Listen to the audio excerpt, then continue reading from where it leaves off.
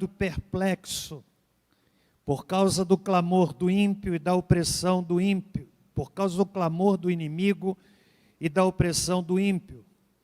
Pois lançam sobre mim iniquidade e com furor me hostilizam. O meu coração está angustiado dentro em mim, os terrores da morte me sobrevêm. Temor e tremor me apertaram, horror me cobriu. Eu disse, quem me dera asas como de pomba, voaria, estaria em descanso, fugiria para longe e pernoitaria no deserto. Apressar-me-ia ao meu refúgio, longe da fúria do vento e da tempestade. Despedaça os ímpios, ó Senhor, e divide as suas línguas, pois vejo violência e contenda na cidade. De dia e de noite andam ao redor, sobre os seus muros. Iniquidade e malícia estão no meio dela. Maldade há lá dentro, astúcia e engano não se apartam das suas ruas. Se fosse um inimigo que me afrontava, eu teria suportado. Se fosse um adversário que se engrandecia contra mim, dele me teria escondido. Mas eras tu, homem meu igual, meu guia e meu íntimo amigo.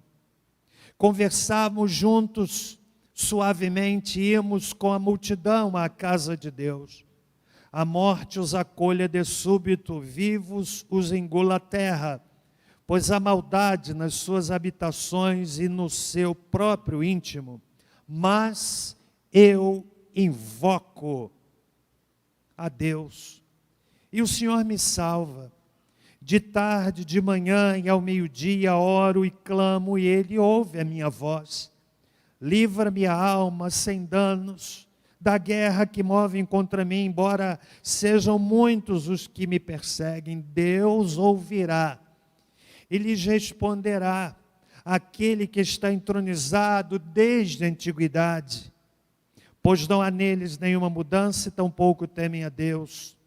O meu companheiro ataca os seus amigos, viola a sua aliança. A sua boca é mais macia do que a manteiga, mas no seu coração há guerra.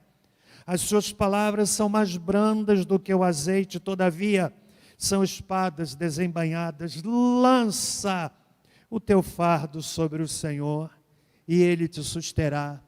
Jamais permitirá que o justo seja abalado, mas tu, ó Deus, os farás descer ao poço da perdição.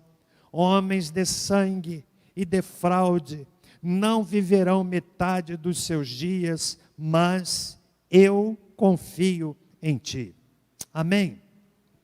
Senhor, a palavra inspirada, eu oro para que o Senhor possa usar o vaso humano, o pregador nessa hora, a falar esse auditório, não só aqueles que estão aqui, mas aqueles que nos ouvirão em casa, ouvirão posteriormente na gravação desta mensagem, que ela venha ao encontro das nossas necessidades, em nome de Jesus, amém. Meus irmãos, senhoras e senhores, uma das piores dores no coração de uma pessoa é aquela causada pela decepção. Há muitas dores que todos nós podemos viver. A dor da perda, a perda de um ente querido, notadamente nesse tempo em que sequer podem ser velados, isso causa uma dor extrema, uma dor gigantesca. A dor da separação, alguém chegou a dizer que depois da dor da perda de um filho, a maior dor que alguém pode viver é a dor da separação. É uma dor que pode alcançar a qualquer um de nós. Mas há também a dor da traição, que tem como irmã gêmea a decepção. Há muitas situações variadas que culminam com decepção. E eu quero, nessa introdução da minha fala, trazer à sua lembrança, ou talvez aqueles que não conhecem, conhecerão agora, primeiro um fato histórico, e depois eu quero construir uma história que não é tão distante da realidade de muitos de nós. E o fato da história, que tem como marca a decepção, aconteceu no dia 15 de março do ano 44 antes de Cristo. Verdade. Quando Júlio César, o imperador e ditador romano, com 55 anos, no seu terceiro casamento com uma mulher chamada Calpurnia. Imagine uma mulher com esse nome. Júlio César não tinha oficialmente filhos legítimos, porque a sua primeira filha, Júlia, do seu primeiro casamento, faleceu durante o parto. Mas ele possuía 2 filhos ilegítimos, um deles chamado Ptolomeu Cesarion, com Cleópatra, e um outro chamado Marco Júnior Brutus, com uma mulher chamada Servilha, que era sua amante por décadas. Na verdade, Calpurnia, terceira esposa de Júlio César, teve um pressentimento ruim em relação ao seu esposo. Havia uma tensão entre o imperador Júlio César e o Senado romano. Havia uma conspiração em andamento e Júlio César não sabia. Ele então vai ao Senado, e lá no Senado a conspiração, que era uma ideia, se transformou em uma ação. E Júlio César recebe 23 punhaladas. Uma delas, do seu filho, que ele criou como filho, chamado Marco Júnior Brutus. Entre os conspiradores que o apunhalavam estava Brutus.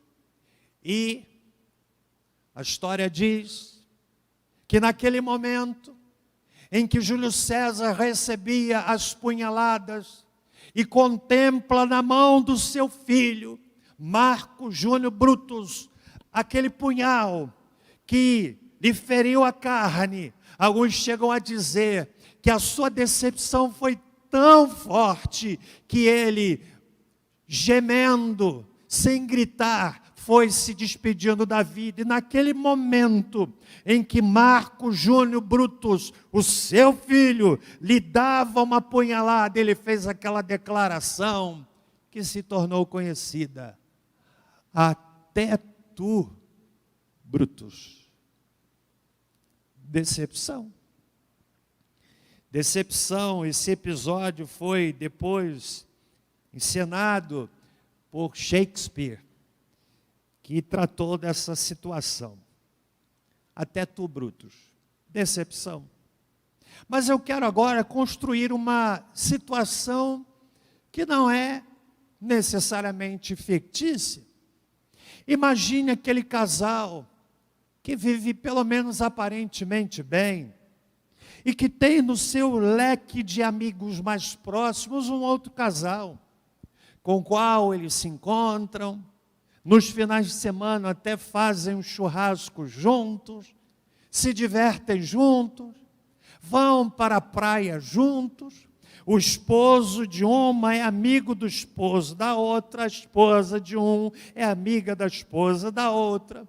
Conversam, os maridos conversam sobre política, conversam sobre futebol, conversam sobre vida financeira, as mulheres compartilham os seus desejos, as suas preferências em relação aos cosméticos, em relação à moda, e nesse estreitamento de relacionamentos vão confidenciando. A esposa de um chega a dizer para a esposa de outro as dificuldades que está tendo no casamento. O esposo de um chega a dizer para o esposo da outra mostra das dificuldades que está tendo no relacionamento com a sua esposa, e à medida em que o relacionamento vai se estreitando, naturalmente as confidências vão aumentando, o indivíduo vai abrindo a sua alma, vai acreditando no outro, vai estabelecendo uma cumplicidade de suposta lealdade.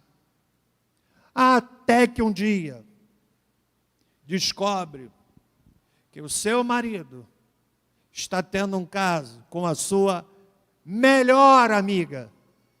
Até o dia que descobre que a sua melhor amiga está tendo um caso com o marido, com o amigo do seu marido, e descobre essa tragédia, e não há dúvida alguma que esta situação que eu lhes descrevo como fictícia, de fato, não é fictícia, porque ela acontece em muitos lugares, e traz consigo este carimbo, esta marca de traição e decepção.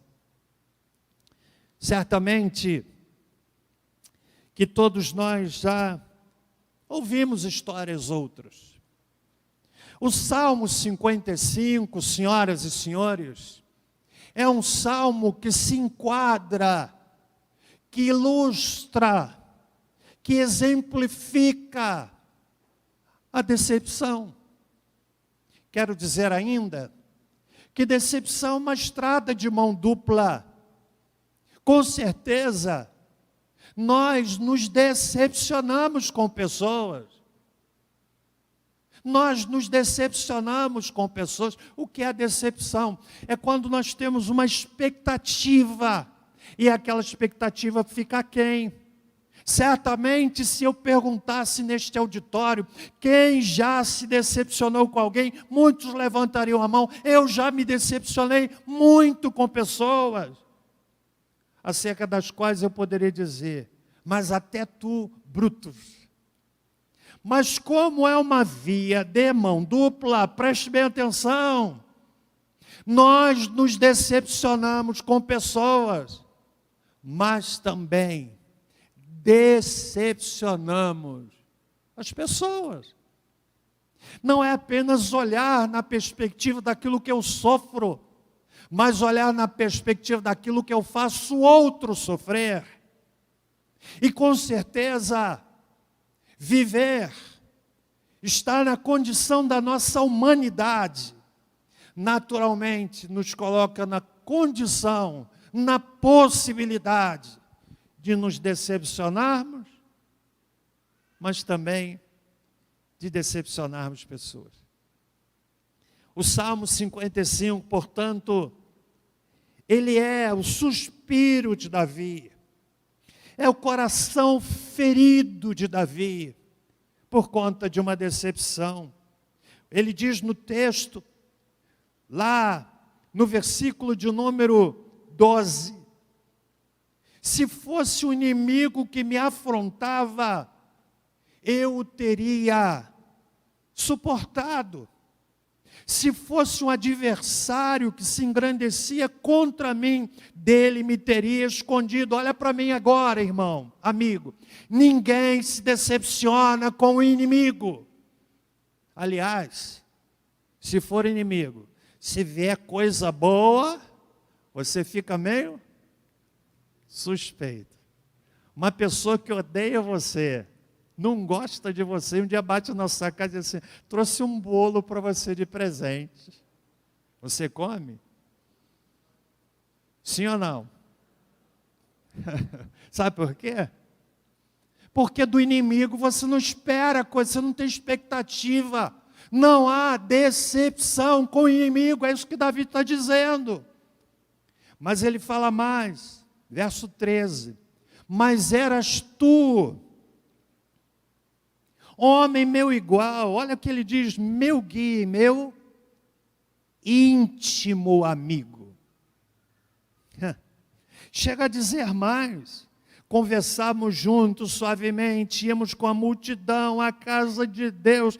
Ele chega a dizer que a situação, a pessoa que gerou nele uma profunda decepção, era alguém que ele tinha na conta de ser um amigo íntimo, com quem ele participava de celebrações religiosas juntos.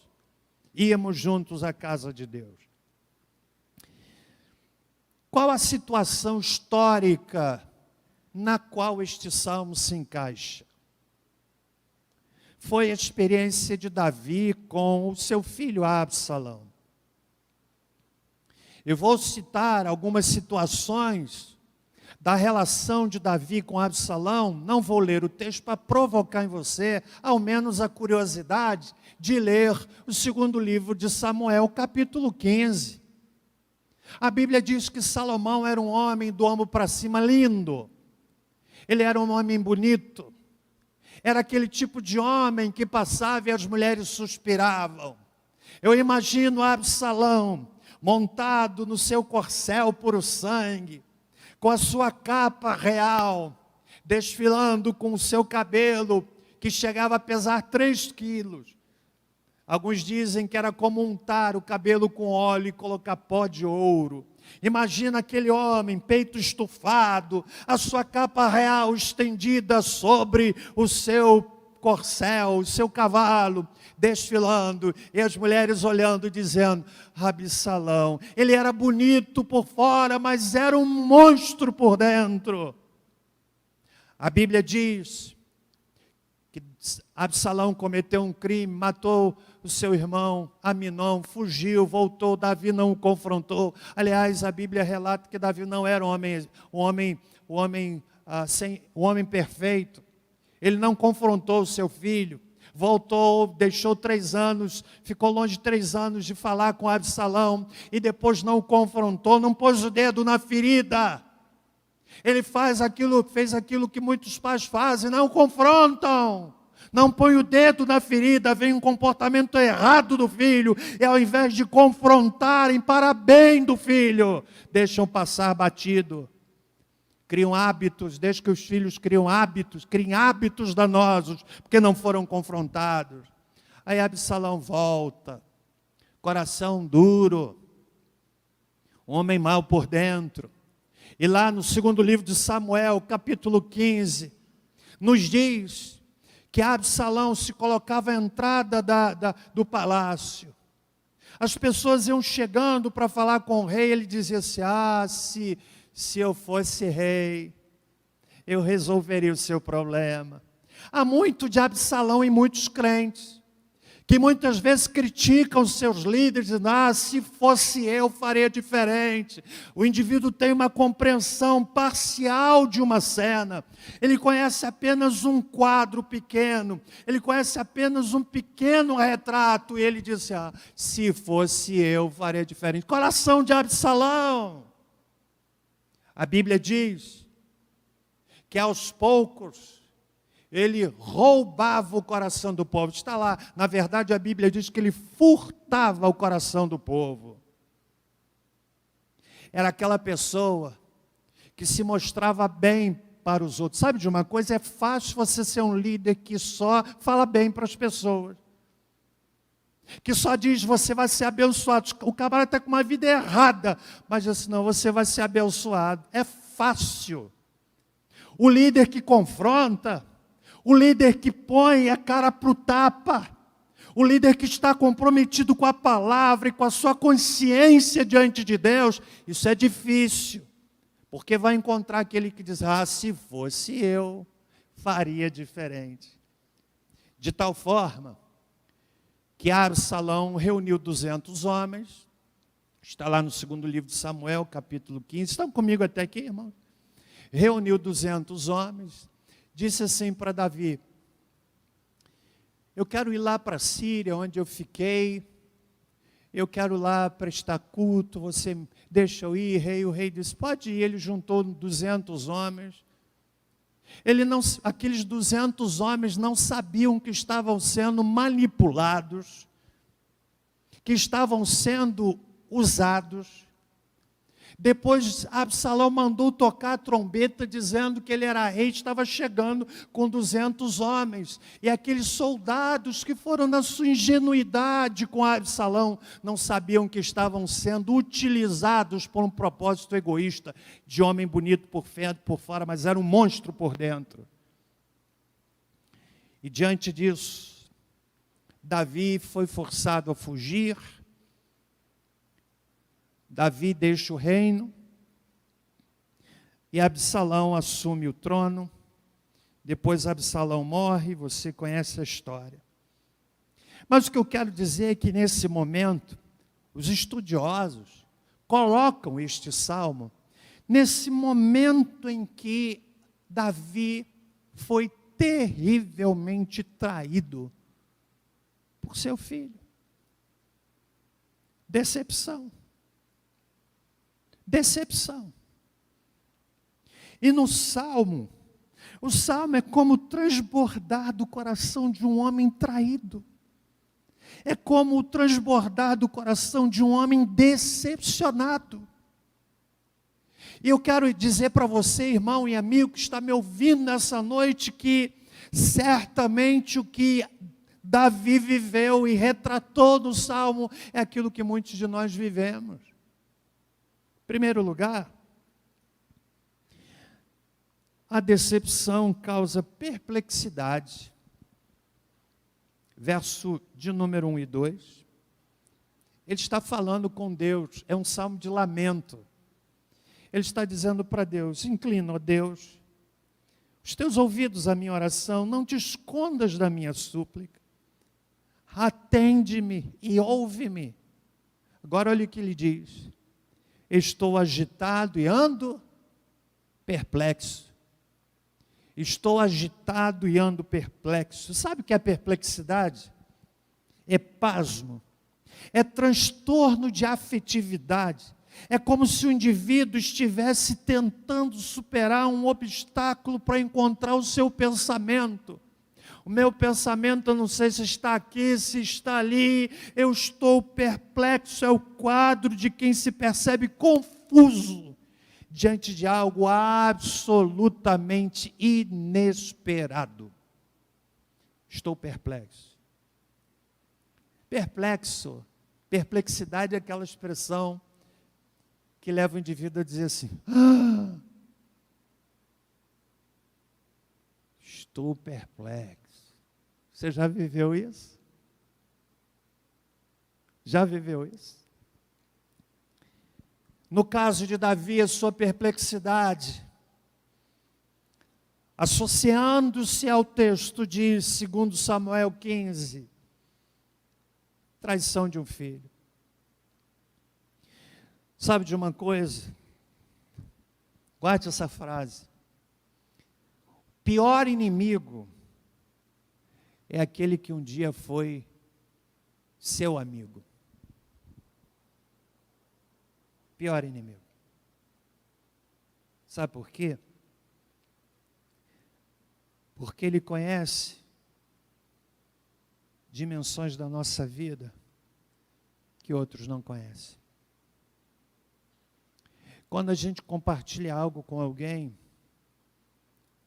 a gente constrói uma relação que tem na sua base a confiança. E nos tornamos, de certa forma, reféns, se o indivíduo que é amigo se tornar inimigo. Percebe? A pessoa conta uma coisa íntima dela, no vínculo da confiança. Depois se torna inimigo. Sabe o que ele pode fazer?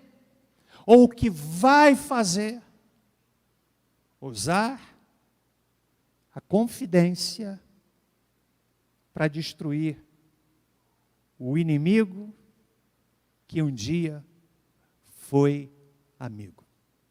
Sim ou não? Verdade isso. Então a primeira percepção do texto, já que ele trata de decepção, você entendeu isso? Não eras tu, não era um inimigo que me afrontava, mas eras tu, meu amigo íntimo. Primeira coisa que a decepção causa é perplexidade. Talvez eu esteja falando aqui para pessoas que estão perplexas, mas talvez eu esteja falando para pessoas que causaram perplexidade em alguém. Segundo lugar, a decepção causa angústia. Veja o que é que o salmista diz no versículo de número 4.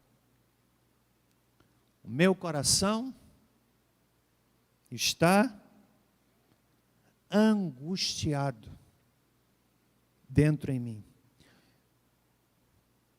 É difícil explicar a angústia.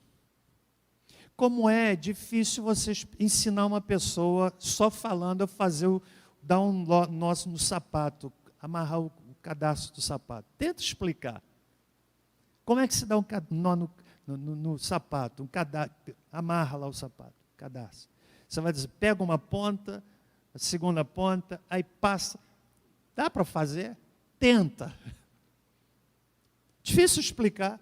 Se pudesse aumentar esse ar-condicionado, eu agradeceria imensamente. Quem é que é a pessoa do ar-condicionado? Então, a angústia é difícil de explicar, é aquele nó. A Nova Versão Internacional traduz esse verso dizendo assim: o meu coração está acelerado, o meu coração está angustiado. Davi se sentia como se o coração estivesse sendo arremessado de um lado para o outro, prestes a ser paralisado. Eu estou agitado, angustiado, meu coração está angustiado, vai parar. A decepção causa isso. Você observe aqui, irmão, amigo, as expressões que Davi utiliza. Ele fala no verso 4, terrores da morte. Ele fala no verso 5, temor. Ele fala tremor. Ele utiliza o horror me cobriu. Ou seja, Davi usa expressões de profunda tristeza, de tristeza indescritível, de tristeza imensurável que ele viveu por conta de um amigo que se tornou inimigo. Terceiro lugar, a decepção provoca um forte desejo de desaparecer, de evaporar. Verso 6. Olha o que Davi disse. Ah, quem me dera asas como de pomba. Então voaria e encontraria descanso, fugiria para longe e pernoitaria no deserto. Sabe o que é que Davi está dizendo? Eu queria sumir. Eu queria desaparecer nesse momento. Você já conheceu pessoas que disseram isso? Para uns, é simplesmente o desejo de ir para um outro lugar. Dependendo da situação que causou a decepção, movidos pela vergonha. A pessoa sente vergonha e diz assim, eu estou com vergonha de olhar meu vizinho, eu estou com vergonha de encarar minha amiga, meu amigo do trabalho, eu estou com vergonha de ir à padaria, eu estou com vergonha de ir ao mercado, e muitas vezes essa vergonha é unilateral, porque as pessoas nem sabem do problema que ela está passando, mas na mente da pessoa ela pensa que todo mundo está olhando para ela. Então, para uns, é fugir, indo para outro lugar. Para outros, a fuga vem na forma da bebida, das drogas, do cigarro e de tantas outras coisas. Está fugindo. Pensando que fugir é a melhor forma de resolver seu problema. Problema não se resolve fugindo, se resolve enfrentando. Você tinha que dizer glória a Deus, irmão. Poderia dizer, poderia, né? Aqueles que fogem, então, para a bebida. Me lembra, muitos anos atrás, pregava em Teresópolis, igreja do meu amigo pastor José Armando Sidaco. E parece-me que num sábado, de manhã ou à tarde, faz muito tempo, eu não lembro o horário, mas eu fui com um grupo da igreja para a evangelização dos moradores de rua. E entramos ali debaixo de uma ponte, eu vi ali homens de várias idades, mulheres, eu vi adolescentes, eu vi jovens na sarjeta ali, morando naquela condição péssima. E fomos conversar com um homem. E qual era a história daquele homem? Que o levou à sarjeta, que o levou à bebida, que o levou àquela condição deplorável. Uma decepção no seu casamento. Ele não conseguiu resolver, não conseguiu administrar, não conseguiu ter ajuda. Fugiu. Fugiu para a bebida, se tornou um ébrio, se tornou um alcoólatra. E como resultado daquela situação, lá estava aquele homem morando debaixo de uma ponte. Os senhores não podem imaginar quantas pessoas que olhamos na rua com aquele cobertor velho, mal cheiroso, que tem ali como cenário de fundo uma garrafa de bebida, pessoas que têm uma história de família que se decompôs, de uma decepção, de uma tragédia dentro de casa, o indivíduo na sua perplexidade fugiu para a bebida, saiu de uma escravidão, entrou em outra. Mas há aqueles também que fogem ou tentam fugir, fugindo da vida. Gente que decide dar um ponto final na sua vida. No caso de Davi, não havia um sentimento suicida, mas sim uma vontade de estar longe. É isso que o texto diz, versículo 6, está aí na Bíblia. Num salmo muito atual. Quem me dera asas como de pomba. Às vezes a gente enfrenta uma luta tão grande, não dá vontade de desaparecer. Quem é que, não vou nem perguntar. Quem é que já teve vontade assim, de evaporar? Eu queria acordar, sacudir a cabeça, assim, foi um pesadelo. Mas há pesadelos que a gente pode sacudir a cabeça, eles continuam lá, porque não estão no nível dos sonhos, mas estão no nível da realidade. Mas ainda, um outro sentimento. Estão me acompanhando, irmãos? Você está sendo abençoado nessa noite?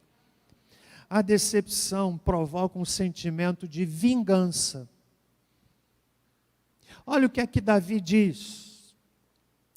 Ele diz assim, verso 9, despedaça os ímpios, ó Senhor, e divide as suas línguas, pois vejo violência se contendo na cidade.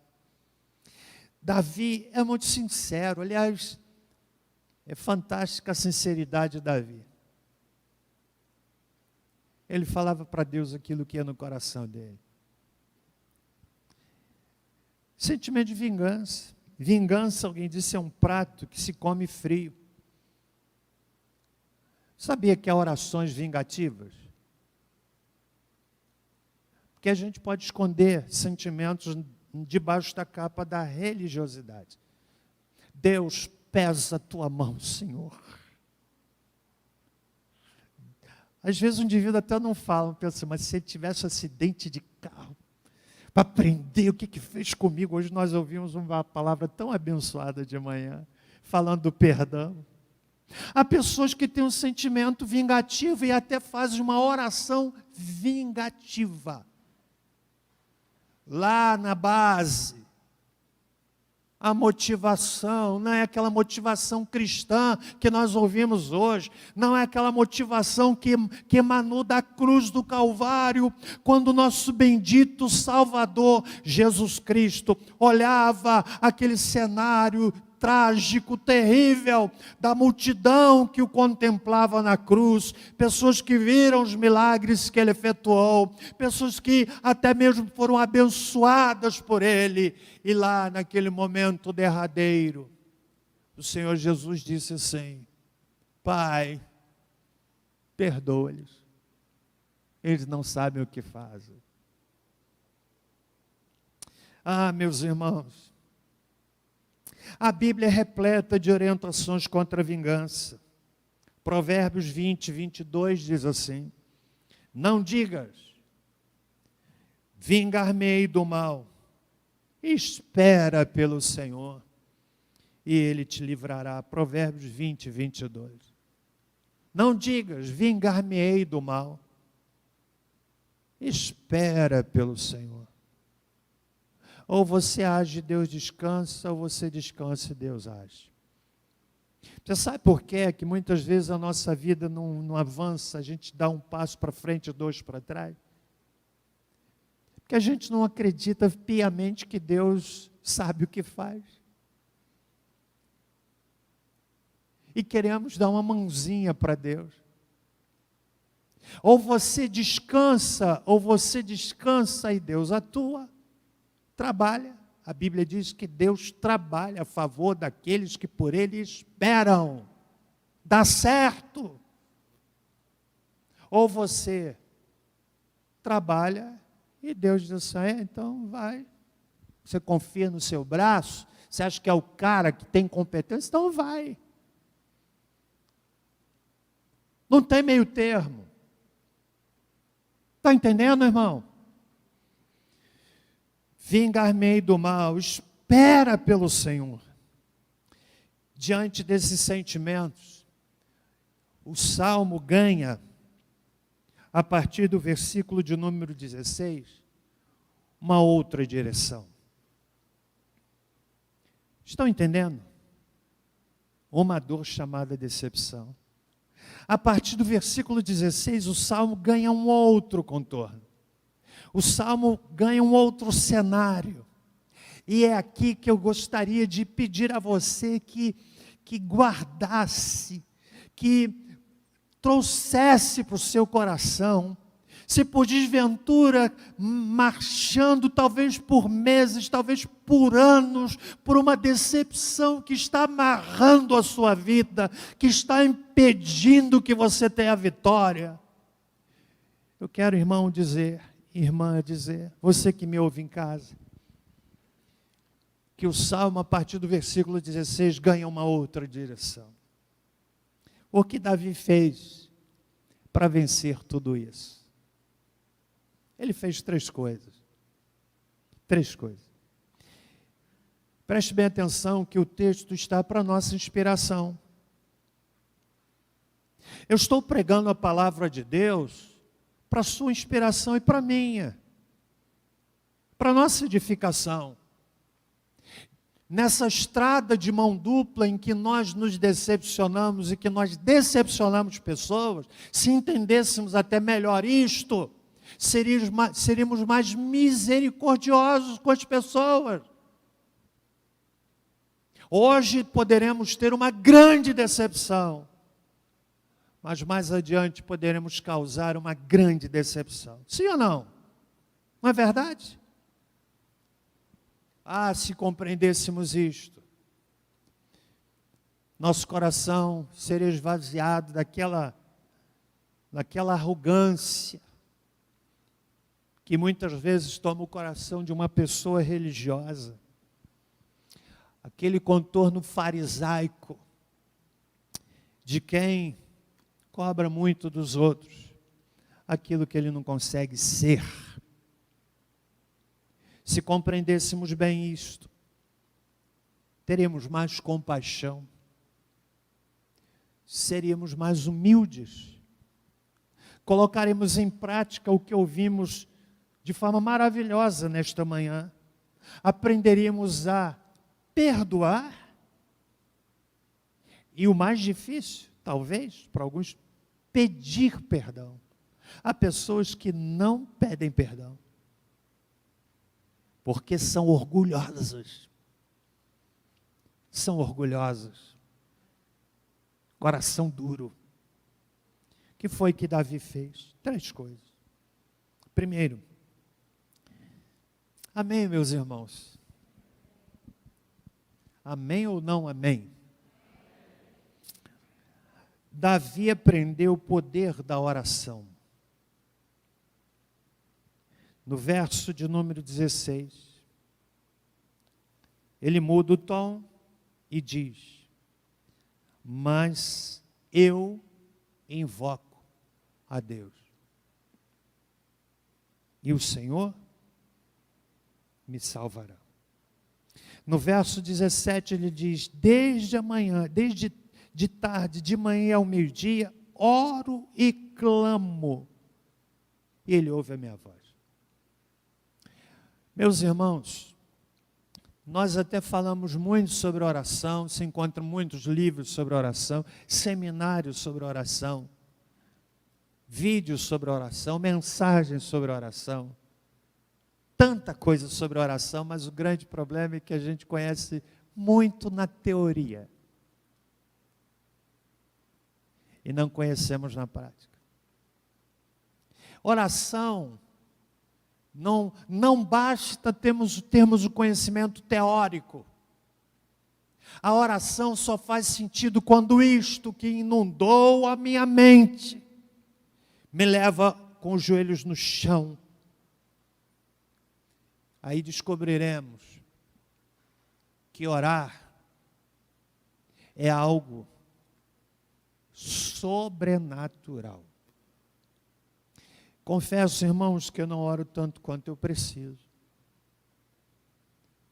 Quando eu leio a história de homens e mulheres no passado,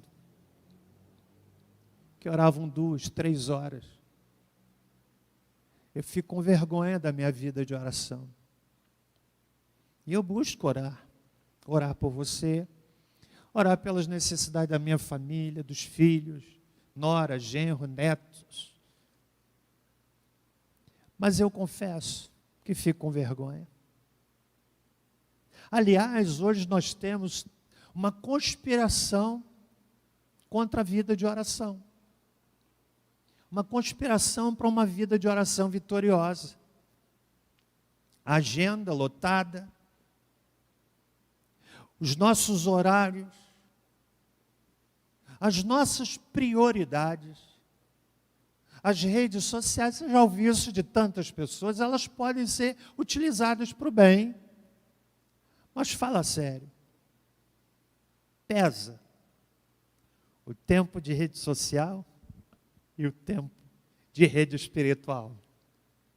O tempo diante do celular e o tempo diante de Deus ou da Bíblia. Você pode medir. E isto já vai dizer o que de fato é importante para você e para mim. Uma campanha de oração como a que nós fizemos, 500 horas ininterruptas de oração, coisa maravilhosa. Quero fazer outras, mas sinceramente, irmãos, nós não podemos ficar olhando para os 500 horas de oração, coisa maravilhosa. Mais de 700 pessoas participando. Todo minuto do dia tinha alguém orando. Mas eu preciso dizer, eu não posso viver a minha caminhada cristã preso àquela experiência extraordinária. Porque vida de oração é presente, é hoje. Compreende? Davi disse: eu busco o Senhor de manhã, de tarde, de manhã e de noite. E ao meio-dia. De tarde, de manhã ao meio-dia. Me queixarei, me lamentarei. Vou orar, vou falar com Deus. Tem algo misterioso, irmãos. Por favor, guardem isso. Algo misterioso. Eu diria que o culto mais importante de uma igreja não é esse culto de domingo, não é o culto da manhã, com quanto sejam extremamente importantes, é o culto de oração. E sabe de uma coisa? Os cultos de oração estão perdendo para tantas coisas. Perdendo para o Netflix, perdendo para as novelas. Eu nem imagino perdendo para Big Brother, porque fala sério, crente. Você vai encher a sua mente com essa porcaria. Eu nem sei se tem Big Brother. Alguém pode dizer se está acontecendo? Aí ninguém levanta a mão pensando que é uma pegadinha, né?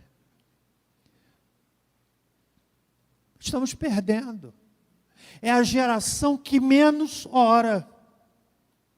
Quando eu ouço depoimentos de irmãos que foram membros desta igreja, foram recolhidos pelo Senhor, que vinham para a igreja de madrugada orar, coisa linda, coisa linda. Eu sinto saudade do tempo em que todo mês nós tínhamos uma vigília de oração, que ia até de manhã. Não era uma vigília que começava às 8 e terminava às 10 ou meia-noite. Começava às 8 e até às 6 horas da manhã, orando. Muito do que hoje vivemos, meus irmãos, é fruto daquela saga de homens e mulheres, numa igreja pequena, muitas vezes com frio tremendo, orando, aí fazemos um intervalo lá por volta de umas 2 horas da manhã, para tomarmos um pouquinho de café, comemos um pouquinho de biscoito e de bolo, e voltávamos para a oração, violão, cantando louvores, um texto bíblico. É verdade que alguns cansados, porque era uma vigília de sexta para sábado, até cochilavam um pouquinho, mas era um cochilo santo, porque era um cochilo na presença de Deus. Hoje os crentes não oram. Aí quer ter vida espiritual vitoriosa, sabe quando? No dia 30 de fevereiro.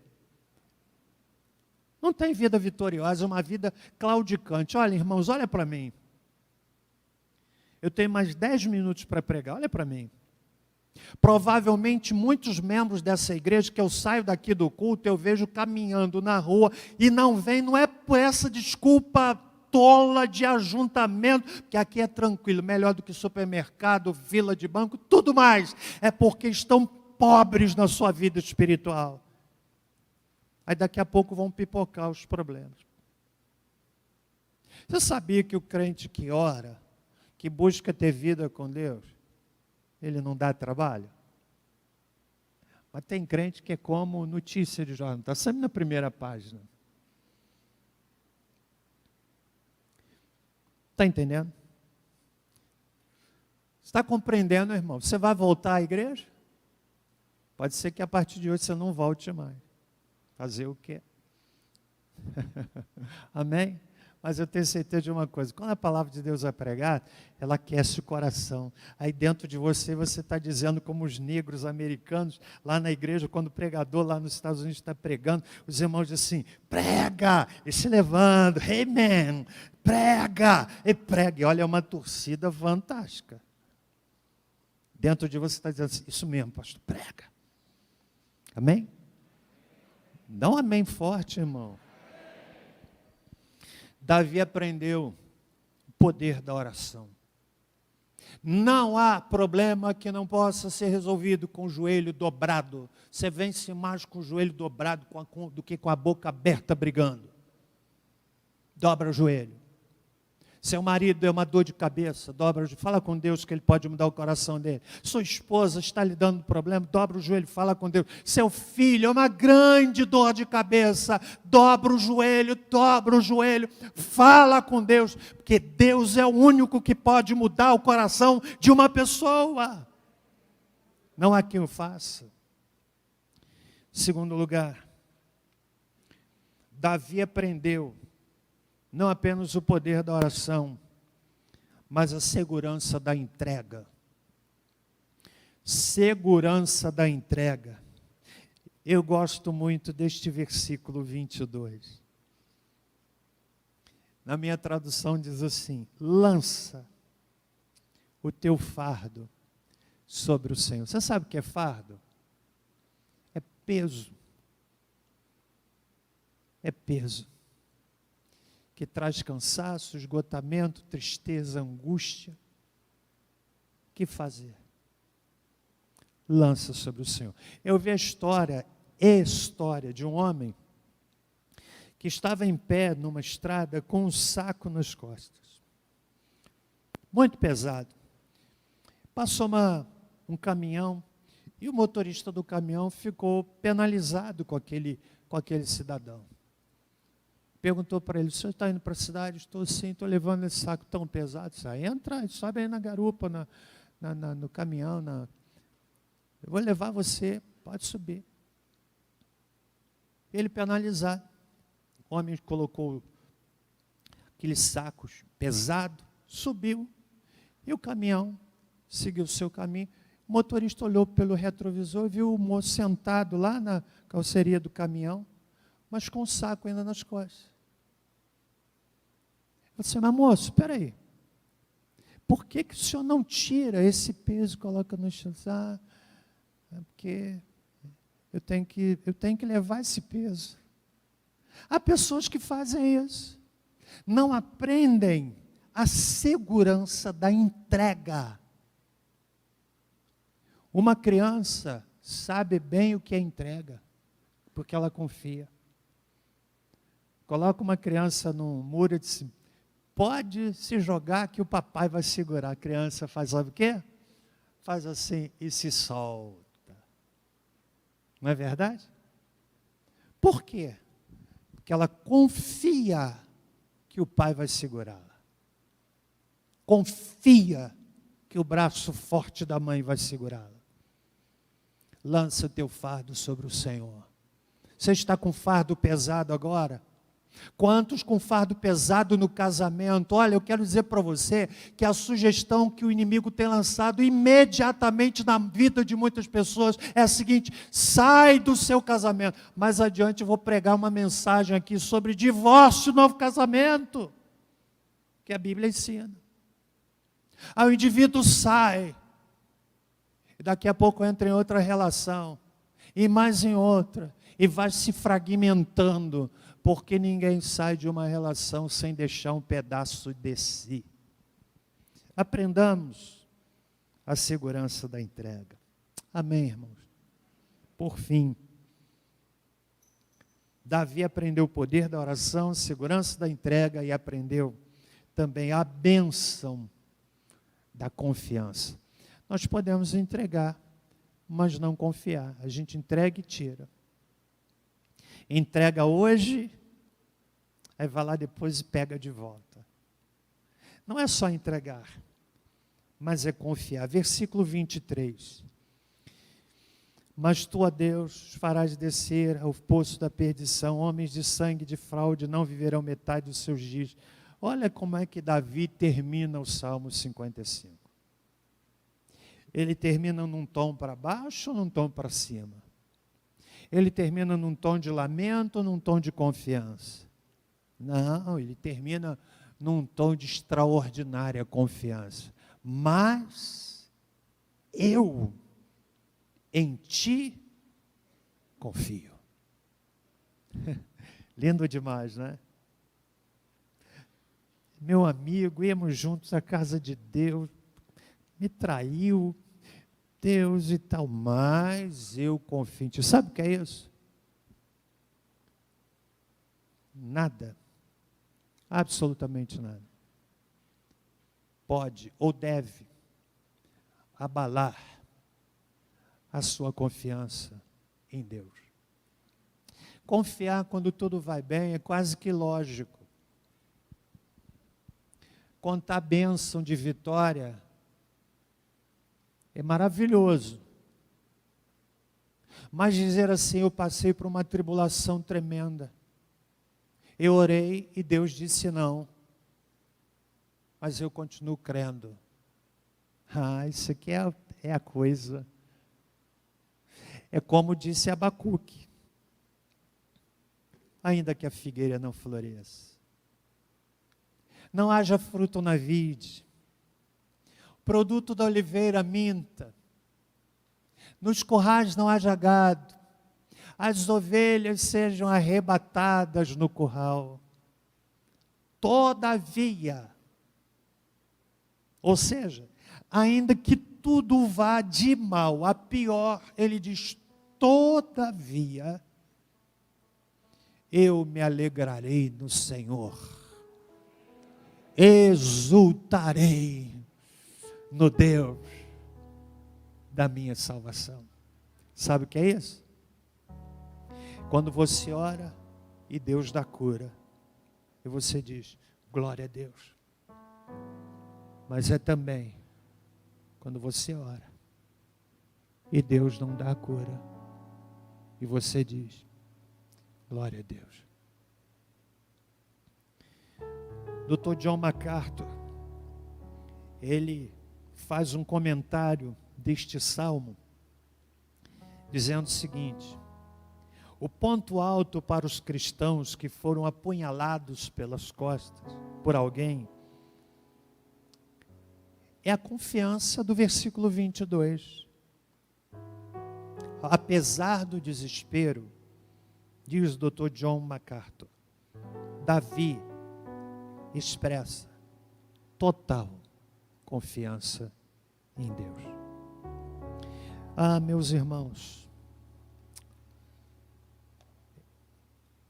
o que Jesus fez é caráter absoluto e nos desafia a confiança absoluta. Eu não posso definir a sua trajetória cristã.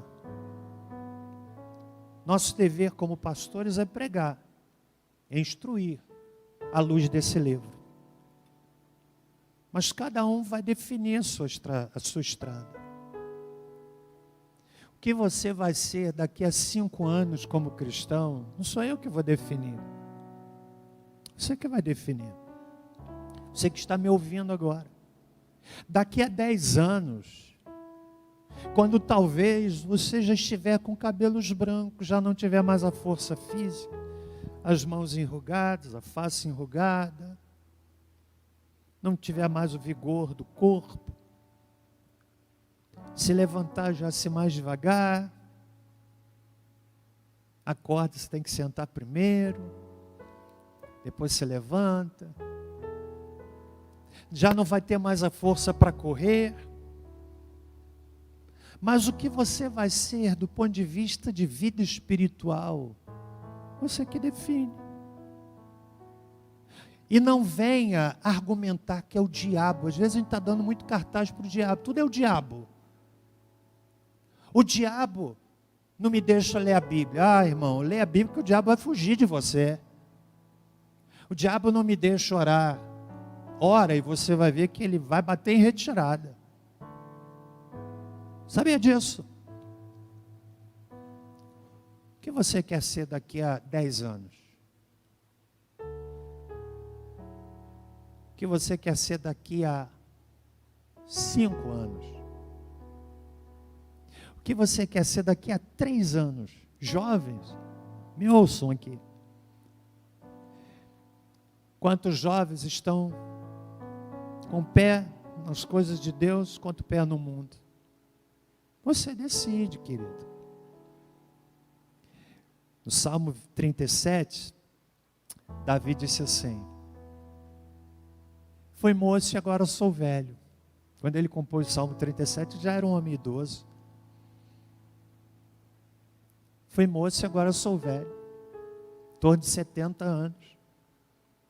Mas nunca vi o justo desamparado, nem a sua descendência mendigar o pão. Foi ele que disse na sua velhice, o mesmo Davi que errou, cometeu falhas, ele diz assim: deleita-te no Senhor. Tenha prazer no Senhor, e Ele concederá o desejo do teu coração. Você tem desejo? Você tem sonhos? Quem aqui tem sonhos? Você quer ver seu sonho se realizar? Deleita-te no Senhor. Tenha prazer em Deus, irmão, dá certo.